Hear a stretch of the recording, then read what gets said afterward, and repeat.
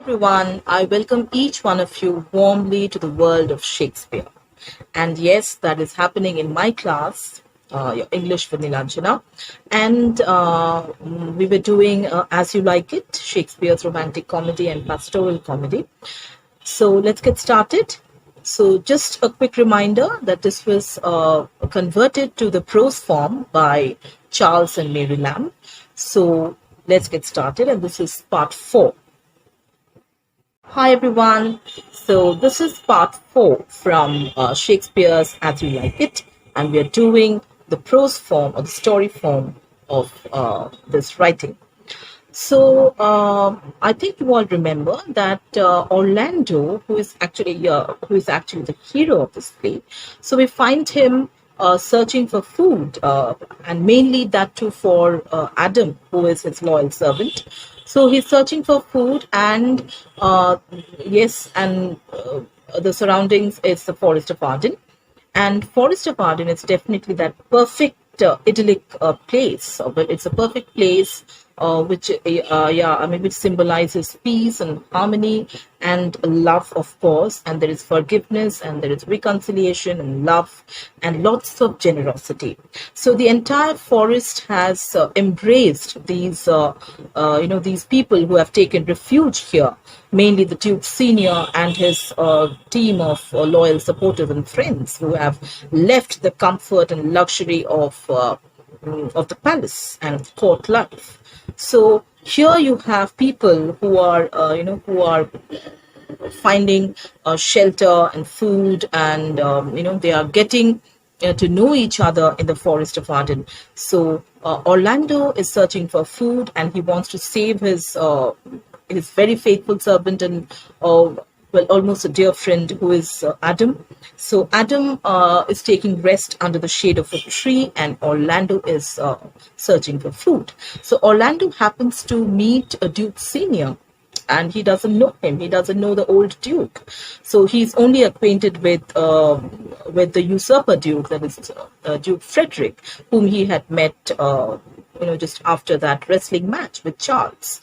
So Orlando, by chance, comes upon, this place where the old Duke is having dinner. It's dinner time, and he's just about to have dinner with his group of friends. So Orlando takes his sword out of the sword case, and he's charging the Duke, and he's almost attacking them, and he's threatening them not to touch even a single morsel or a piece of food.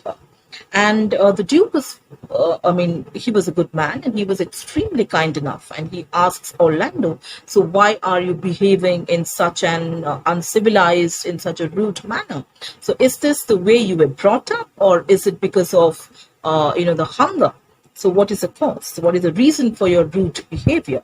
And then Orlando tells him that he was dying of hunger, and mainly, he wants to save his friend Adam. So he makes that clear, and then the Duke invites him directly to have dinner with them. And Orlando thanks him, warmly, and then goes back and brings Adam to that place, and they have dinner.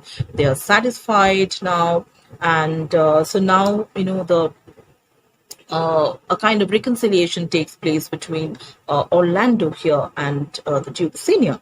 And when Orlando introduces himself as the youngest son of Sir Roland de Boys, at that time the old Duke is very impressed. He becomes very happy to take him in his group of people, and he's very overjoyed, and he takes Orlando and Adam under his care, and under his guardian spirit. So he welcomes Orlando and Adam to his group, and he becomes their guardian. So after a few days, while roaming in the forest, now I think you all remember Rosalind and Celia, who are in the disguise of a young country lad and a shepherdess, respectively. So Rosalind is dressed as a young country boy, and her cousin Celia is dressed as a young shepherdess, a village girl. So they are, roaming around in the Forest of Arden, and actually, so Rosalind is in search of a father, and then these two girls, I mean, they are surprised to find certain things on the barks of the trees in the Forest of Arden. So what do they find? Now, what they find is they find Rosalind's name carved on the bark of the trees, and also, I mean, just beneath her name carved on the tree, I mean, on the bark, they find love sonnets written by someone.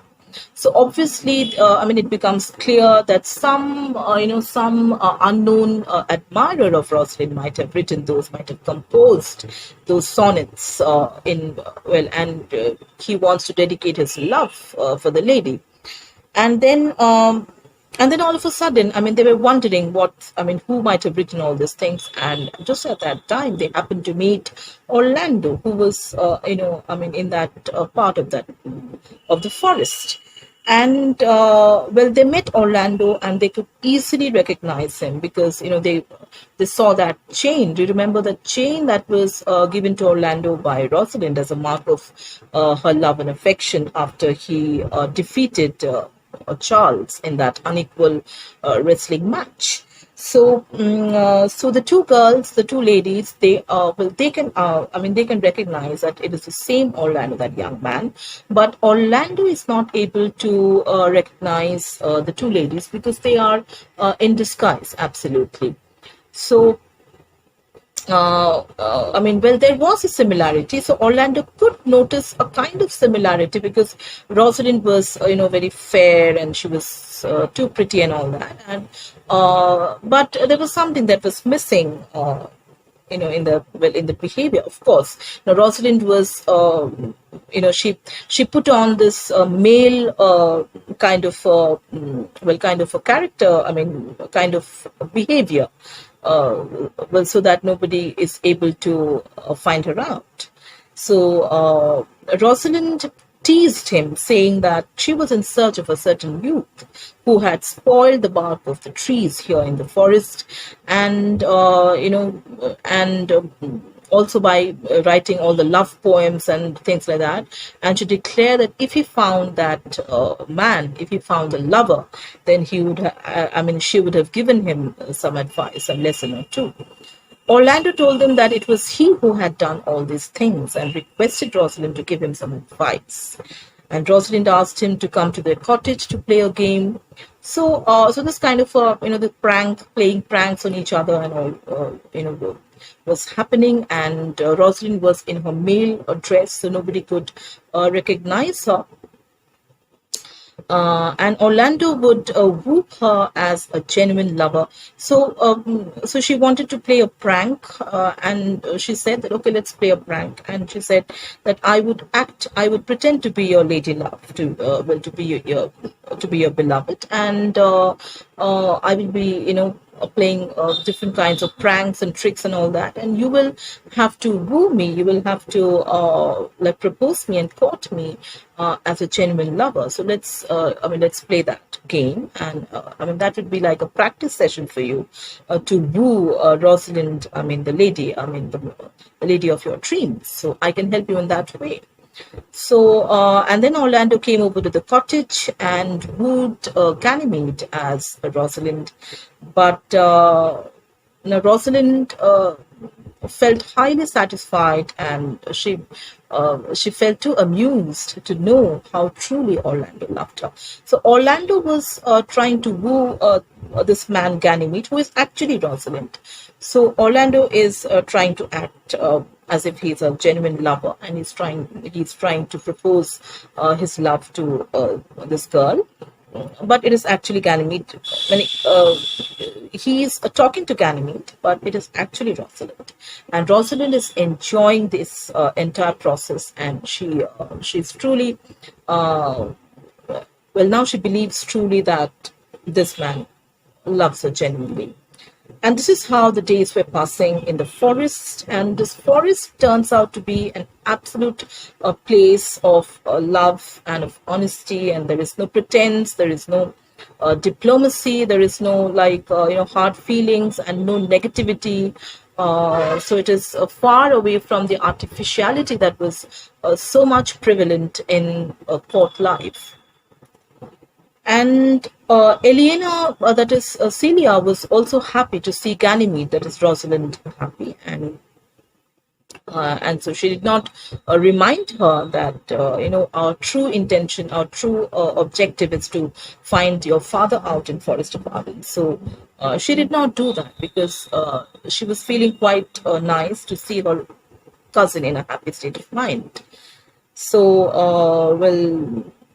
that was a thing that was going on here in the Forest of Arden. So they have found each other now. Rosalind has found Orlando, and Orlando has still not discovered that Ganymede is his true love, that is Rosalind.